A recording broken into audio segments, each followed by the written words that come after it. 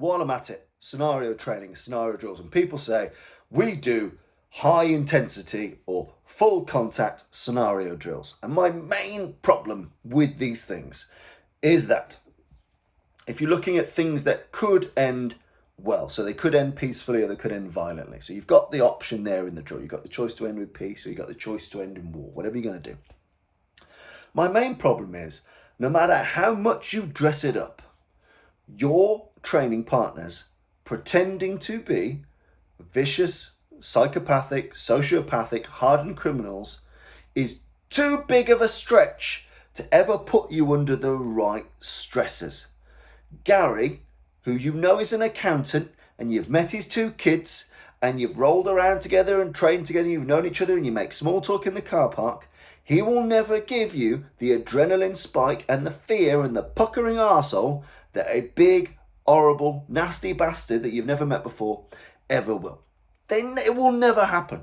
Soon as you know people, your fear of them pretending to be a bad person goes fucking minuscule.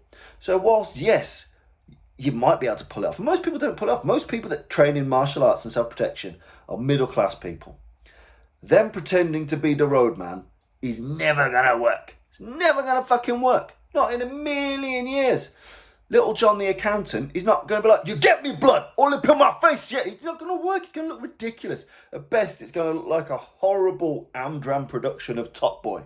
It's going to be a bag of shite. So people you know, A, don't know how to act like criminals or nutters or seasoned murdering professionals. They don't know because they're not those people. The fact that you know them means no matter how good they might be able to emulate it, always in your mind is, I'm going to dinner around their house in a couple of weeks. It's never going to trigger the fear, the stress that you claim it to. So they might point a lot and make a lot of noise and they might Amdram it well.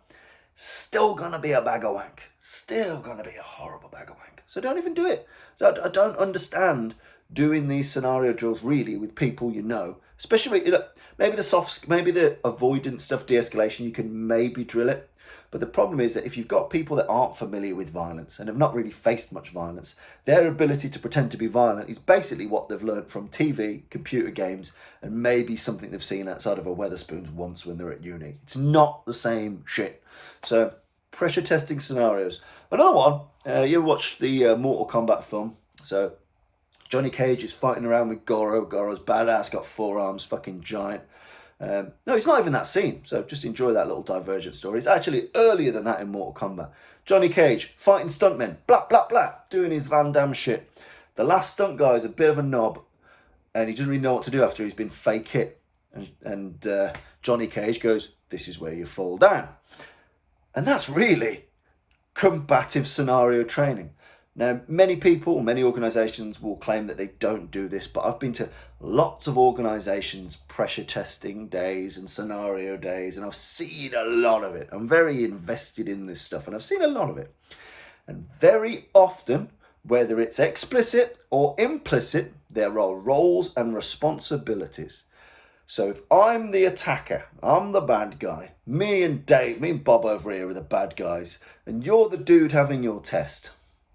Eventually, unless I'm a massive cunt, I'm gonna have to let your stuff win. I'm gonna have to let you win to some degree for the drill to make sense. If I'm the bad guy and the plot is you're the good guy and you're defending yourselves, and we're gonna rough you up a little bit. Now, we might rough you up. We might give you a couple of hard digs. We're really gonna rag you around, but somewhere explicitly or implicitly in this drill, Dave is the winner and me and Bob lose, or at least Dave escapes with his life.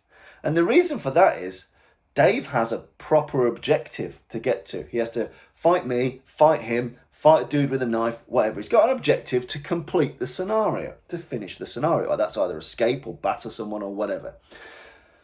Us, as rent-a-goons, it's very rare that you will be properly asked, if someone asks me to properly stop Dave, and there's me and Bob, Dave would have to be fucking phenomenal to get through both me and Bob whilst he's knackered, whilst he's got to fight 3 more people. He might have already fought 3 people. It's just not going to happen. Eventually people are going to have to, this is where you fall down. So we might have a bit of a tussle, it might make all the noises and look very dynamic, but I know and Bob knows eventually we're going to have to go, yep, that palm strike did the business, I'll fall over, yep, that knee to the groin did the business. But at no point really, without being a massive prick, are we both just going to lever the shit out of Dave, which is what we'd actually do. It's what we'd actually just beat the shit out of Dave because there's two of us and Dave's knackered. Like, I just don't get them. They don't make much sense to me. Whereas at least in competition, and although that has drawbacks for real self-protection too, at least in competition, I really want to win and you really want to win, and we're going to find out who's got the stuff to actually win. I'm not going to give you an inch. I'm not going to give you the merest possible atomic speck of an inch's chance. I want to go fucking through you and you want to go fucking through me. And that's real life. That's real life. If I'm fighting you, I really want to win.